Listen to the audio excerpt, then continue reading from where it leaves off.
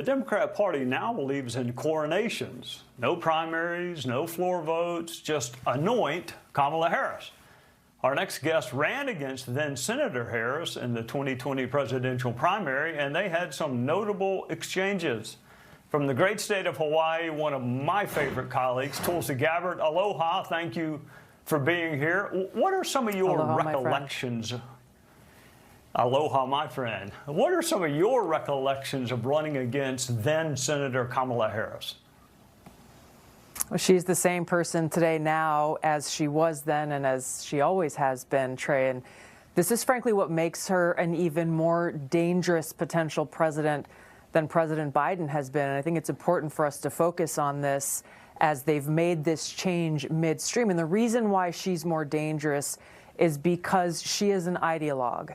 And her ideology is rooted in extreme policies that are far worse for our country than Joe Biden's have ever been. And I'll point to two major examples. The border is one of them. She really believes that the real problem with our open borders and this massive illegal immigration is crime and poverty in other countries.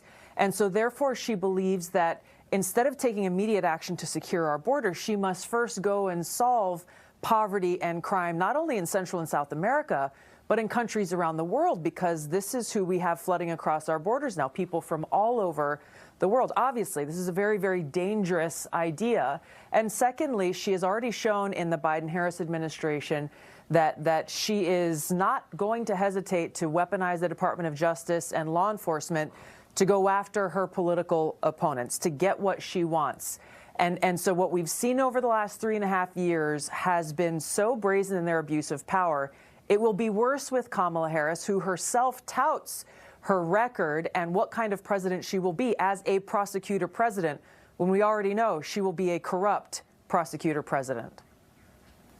I watched you with my own two eyes go toe-to-toe, eyeball to eyeball with some of the so-called Democrat Party leaders about the way they were kind of coronating Hillary Clinton. Why not have a convention? Why not let others run? I mean, it's not like she finished a close second to Biden. She got the same number of delegates I got, and I didn't even run.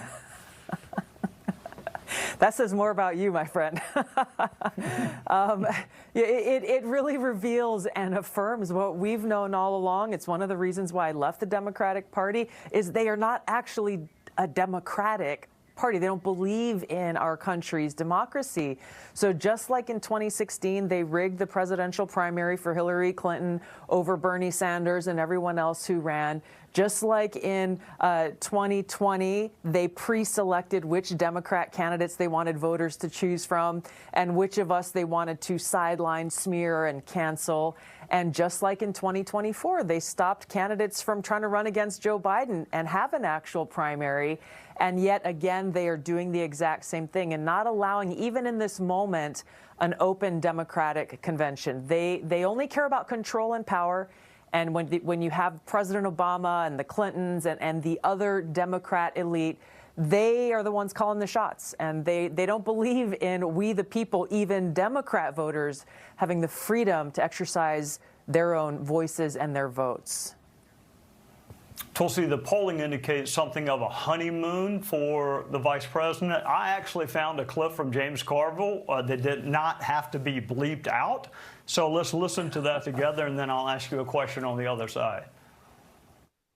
I have to be the skunk at the garden party. This kind of giddy elation is not going to be very helpful much longer, because that's not what we're going to be faced with. Every year people gather to play fantasy basketball or fantasy football or whatever, and you get to pick the best players on the team. The Democratic Party has that type of opportunity, but they seem to be squandering it by taking a lesser pick. I'm not sure they should have picked Kamala. In the perfect world, I might have had more of an open audition process. I still rate him a pretty substantial favorite in this race, just because of the electoral challenges. We've only got about 30 seconds, so I'll ask you a quick question. Where, in your judgment, is she most vulnerable in the eyes of voters? She is incapable and unqualified to be president and commander-in-chief, and her record shows that. The truth shows that. The reality is, though, that whether it's Kamala Harris or any other Democrat that the elite would choose, they would all be the same. They would all pose the same direct danger and threat to our fundamental rights and freedoms in our country, because it's coming from people who care about their own power and they don't care about the country and our Constitution. That's what every voter needs to remember as we head towards this election in November.